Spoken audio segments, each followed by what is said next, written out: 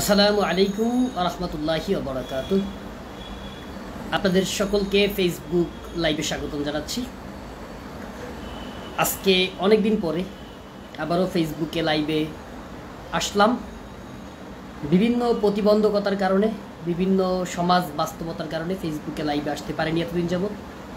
তারপরেও আজকে ফেসবুকে লাইভে এসেছি। বেশ কিছু গুরুত্বপূর্ণ বিষয় ইতোমধ্যে চলে গিয়েছে, ইতোমধ্যে চলে আসছে এবং সমাজে চলছে। তার প্রেক্ষাপটে দাঁড়িয়ে আজকে একটি বিষয় নিয়ে কথা না বললেই নয়। আপনারা জানেন যে আমি ফেসবুকের লাইভে একটা ক্যাপশন দিয়েছি যে যদি শিক্ষা প্রতিষ্ঠানেও যদি গণপরিবহনের মতো, যদি শপিং মল বা মার্কেটের মতো যদি অভিভাবক থাকতো, যদি তাদের মালিক থাকতো, তাহলে এই এতিম শিক্ষা প্রতিষ্ঠানগুলো এতদিন অচল থাকতো না, এতদিনে সচল হয়ে উঠতো। আবারও এদেশের শিক্ষা ব্যবস্থায়, এদেশের ছাত্র সমাজ আবারও তাদের পড়াশোনায় ফিরতে পারত। কিন্তু বাংলাদেশের সমাজ বাস্তবতা হচ্ছে এমন যে এই দেশে শিক্ষাকে যতটা কম গুরুত্ব দেওয়া হয়, এতটা কম গুরুত্ব অন্য কোনো সেক্টরকে দেওয়া হয় না। অথচ বলা হয়ে থাকে শিক্ষা হচ্ছে জাতির মেরুদণ্ড, জাতির যতগুলো সম্পদ রয়েছে সবথেকে বড় সম্পদ হচ্ছে শিক্ষা। সেই শিক্ষাকে আজকে বর্তমান সরকার ব্যবস্থা বলেন বা বর্তমান সরকার বলেন, সে যাই হোক, আজকে পঙ্গু করে রেখেছে। করোনার দোহাই দিয়ে আজকে বাংলাদেশের সমস্ত শিক্ষা প্রতিষ্ঠানগুলোকে বন্ধ করে দেওয়া হয়েছে, কিন্তু গণপরিবহন চলছে, চলছে বাংলাদেশের শপিং মল, চলছে বাংলাদেশের মার্কেট, বাংলাদেশের সমাজ চলছে, সব কিছু চলছে, কিন্তু একমাত্র শিক্ষা প্রতিষ্ঠানগুলো বন্ধ করে রাখা হয়েছে। কারণ আপনার মার্কেট কর্তৃপক্ষ বা শপিং মল কর্তৃপক্ষ বা হচ্ছে আপনার গণপরিবহন কর্তৃপক্ষ, তারা চাইলে তাদের প্রতিষ্ঠান, স্ব প্রতিষ্ঠান খোলার জন্য, স্ব প্রতিষ্ঠান ওপেন করার ব্যাপারে তারা আন্দোলন করতে পারে। কিন্তু এই যে শিক্ষা প্রতিষ্ঠানগুলো যারা চালায়, তারা কিন্তু চাইলেও আন্দোলন করতে পারে না। হয়তো প্রাইভেট বিশ্ববিদ্যালয় নামক কিছু বিশ্ববিদ্যালয় রয়েছে, তাদের আসলে ওই ধরনের আন্দোলন করার সামর্থ্য আছে কি না সেই প্রশ্ন রয়ে গেল। কিন্তু যাদের আন্দোলন করার কথা, বাংলাদেশের সবথেকে বড় বিদ্যাপীঠ ঢাকা বিশ্ববিদ্যালয়, রাজশাহী বিশ্ববিদ্যালয়, জাহাঙ্গীরনগর বিশ্ববিদ্যালয়, চট্টগ্রাম বিশ্ববিদ্যালয় সহ বাংলাদেশের বিশ্ববিদ্যালয়গুলো, বাংলাদেশের নামি দামি কলেজগুলো, শিক্ষা প্রতিষ্ঠানগুলো, তাদের আসলে এই করোনাকালীন সময়ে, বর্তমান সময়ে তাদের এই শিক্ষা প্রতিষ্ঠানগুলো খোলার ব্যাপারে কথা বলা উচিত ছিল, আন্দোলন করার দরকার ছিল, কিন্তু তারা কথা বলছে না। ধরুন যে আজকের সমাজ বাস্তবতায় দাঁড়িয়ে যদি আপনি এই বিশ্ববিদ্যালয়গুলো যদি আপনি খুলে দেন, বলা হচ্ছে যে করোনা মহামারী আকার ধারণ করবে। আপনি শপিং মল খুলে দিচ্ছেন, সেখানে করোনা নেই, ঢাকার নিউ মার্কেটে করোনা নেই, ঢাকার বসুন্ধরায় করোনা নেই, যমুনা ফিউচার পার্কে করোনা নেই, কিন্তু করোনা হচ্ছে ঢাকা বিশ্ববিদ্যালয়, করোনা হচ্ছে জগন্নাথ বিশ্ববিদ্যালয়, করোনা হচ্ছে জাহাঙ্গীরনগর বিশ্ববিদ্যালয়, করোনা হচ্ছে ভিকারুন্নেসা স্কুলে, করোনা হচ্ছে আপনার নটরডেম কলেজে, করোনা হচ্ছে বাংলাদেশের যত কলেজ আছে, সমস্ত প্রতিষ্ঠানগুলো আছে সেগুলোতে করোনা। অথচ আপনার রিপোর্ট অনুযায়ী দেখা যাচ্ছে যারা হচ্ছে স্কুল কলেজ বিশ্ববিদ্যালয়ে পড়াশোনা করে, তাদের মধ্যে যারা রয়েছে তাদের অনেকেরই করোনা হয় না। ছাত্রছাত্রীদের বা যাদের বয়স হচ্ছে বিলো 30 বা 30-এর নিচে যারা আছেন, তাদের করোনা খুব কম হয়। এবং করোনা যদি হয়ও, তারা যেহেতু ইয়াং তরুণ, সেই বয়সের কারণে তাদের যেহেতু রোগ প্রতিরোধ ক্ষমতা বেশি থাকে, সেক্ষেত্রে আপনার ছাত্রছাত্রীদের করোনা আক্রান্ত হলেও মৃত্যুবরণ করার শঙ্কা বা মৃত্যুবরণ করার আশঙ্কা খুবই কম। সেক্ষেত্রে এখন ধরুন করোনা হতে পারে, যদি এই প্রতিষ্ঠানগুলো যারা চালায়, যদি ধরেন যে শিক্ষকরা রয়েছেন, তাদের করোনা হতে পারে। এখন যদি তাদের করোনার প্রয়োজনে তারা অনলাইনে ক্লাস নেক, কিন্তু শিক্ষার্থীরা হচ্ছে সেখানে গিয়ে উপস্থিত হবে, অথবা হচ্ছে তারা তাদের যে পার্সোনাল প্রোটেকশন পিপিই যেটা আছে, তারা যে পার্সোনাল প্রোটেকশন ইকুইপমেন্ট যেগুলো রয়েছে, সেই পিপিই পরে তারপরে তারা তাদের ক্লাস নিতে আসবে, তারা তাদের করোনা প্রতিরোধ। কিন্তু ছাত্রছাত্রীদেরকে এইভাবে পঙ্গু করে দেখেন। আমি আপনাদেরকে বলি যে ঢাকা বিশ্ববিদ্যালয় হচ্ছে বাংলাদেশের সবথেকে বড় প্রতিষ্ঠান। এই প্রতিষ্ঠানের হচ্ছে শিক্ষক কোয়ার্টার রয়েছে, ছাত্রদের আবাসিক হল রয়েছে, কিন্তু যারা শিক্ষকরা তারা কিন্তু ঠিকই হচ্ছে তাদের কোয়ার্টারে রয়েছেন, আবাসিক শিক্ষকরা তাদের কোয়ার্টারে থাকছেন, কিন্তু যারা হচ্ছে বিশ্ববিদ্যালয়ে যারা কর্মচারী রয়েছেন, তারা হচ্ছে সেই কর্মচারীদের কোয়ার্টারে রয়েছেন। কিন্তু একমাত্র ছাত্রী যারা রয়েছেন, তারা বিশ্ববিদ্যালয় হলে থাকতে পারছেন না।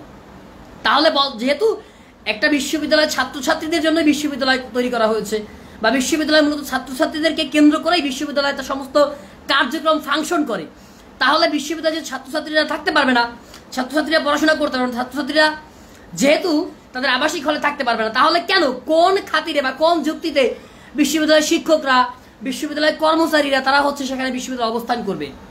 এটা একটু বেখাপ্পা মনে হচ্ছে না? তাহলে তাদের হল থাকতে পারবে না। এখন আসুন, বাস্তবতায় আসুন, অবশ্যই এই শিক্ষা প্রতিষ্ঠান খুলে দিতে হবে। সমস্ত শিক্ষা প্রতিষ্ঠান স্বাস্থ্যবিধি মেনে যদি গণপরিবহন চলতে পারে, স্বাস্থ্যবিধি মেনে যদি শপিং মল চলতে পারে, স্বাস্থ্যবিধি মেনে যদি মার্কেট চলতে পারে, স্বাস্থ্যবিধি মেনে যদি বাংলাদেশের সব কিছু চলতে পারে, সমস্ত কিছু চলতে পারে, তাহলে স্বাস্থ্যবিধি মেনে কেন শিক্ষা ব্যবস্থা চলতে পারবে না? যদি ছাত্র সমাজ, আমি আপনাদেরকে একটা মানে খুবই ইন্টারেস্টিং গল্প শোনাই। আমি কিছুক্ষণ আগে আজকে বিকালবেলা আমার বাসার ছাদে একজন ছাত্রকে জিজ্ঞেস করলাম, সে ক্লাস 2-তে পড়ে, যে বাবু তুমি কোন ক্লাসে পড়ো? সে বলল আমি ক্লাস 2-তে পড়ি। তারপরে জিজ্ঞাসা করলাম যে তুমি কোন প্রতিষ্ঠানে পড়াশোনা করো? সে তার প্রতিষ্ঠানের নাম বলতে পারলো না। তিনি আধা ঘন্টা পরে এসে বললে, ভাইয়া আমি আমার প্রতিষ্ঠানের নাম ভুলে গেছি। ক্লাস 2-তে পড়ে একটা বাচ্চা, তিনি তার শিক্ষা প্রতিষ্ঠানের নাম ভুলে গিয়েছেন। ঠিক তেমনিভাবে আমি নিজে ঢাকা বিশ্ববিদ্যালয়ের ফাইনাল ইয়ারের ছাত্র ছিলাম, যে সময় করোনাকালীন সময়ে বিশ্ববিদ্যালয়ের বিরতি দিয়েছে। আজকে করোনাকালীন সময়ের 1.5 বছর হয়ে গিয়েছে, এখনও সেই ফাইনাল ইয়ারের ছাত্র রয়ে গেলাম, এখনও অনার্সটা কমপ্লিট করতে পারিনি। আমার মতো আমি হলে রাজনীতি করি, সাধারণ মানুষকে নিয়ে ভাবি, চিন্তা করি, কথা বলি, আমি হয়তো একটা কারণ নিয়ে বসে আছি, কিন্তু আমার মতো শত শত বন্ধুরা যারা হচ্ছে খুবই লোয়ার ক্লাসের ছাত্র, লোয়ার ক্লাসের মিডল ক্লাসের ফ্যামিলি থেকে যারা এসেছে, লোয়ার ক্লাস ফ্যামিলি থেকে যারা এসেছে, তাদের মতো ছাত্রদের আসলে অবস্থাটা কি হয়? সেই জায়গা থেকে বলতে চাই যে অচিরেই শিক্ষা প্রতিষ্ঠানগুলো খুলে দেওয়া উচিত। কোনোভাবেই অটো পাস এটা কোনো সমাধান হতে পারে না। এই সরকার কেন শিক্ষা, যে জাতির মেরুদণ্ড শিক্ষা, সেই শিক্ষাকে ধ্বংস করতে চাচ্ছে আমার বোধগম্য নয়।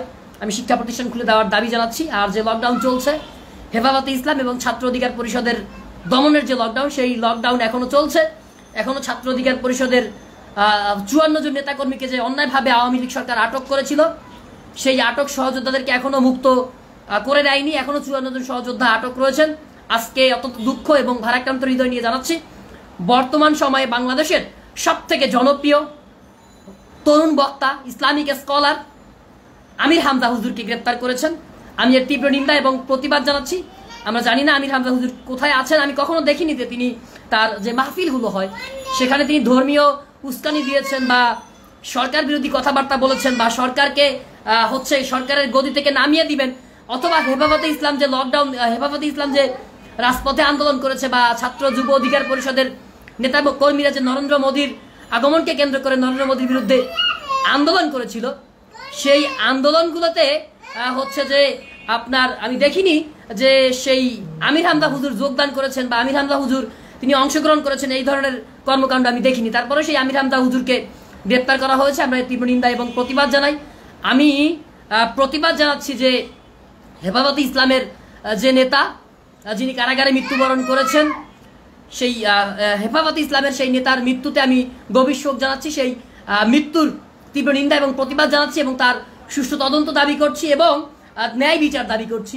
আমি প্রতিবাদ জানাচ্ছি লেখক মোস্তাক হত্যার প্রতিবাদ জানাচ্ছি। আমি প্রতিবাদ জানাচ্ছি আমার বিশ্ববিদ্যালয়ের বড় ভাই, আমার ইমিডিয়েট সিনিয়র হাফিজ ভাই, যিনি ঢাকা বিশ্ববিদ্যালয় ক্যাম্পাসেই গত 1 সপ্তাহ আগে মৃত্যুবরণ করেছেন। অথচ 1 সপ্তাহ হয়ে গেলেও বিশ্ববিদ্যালয় প্রশাসন তার খবর নেয়নি।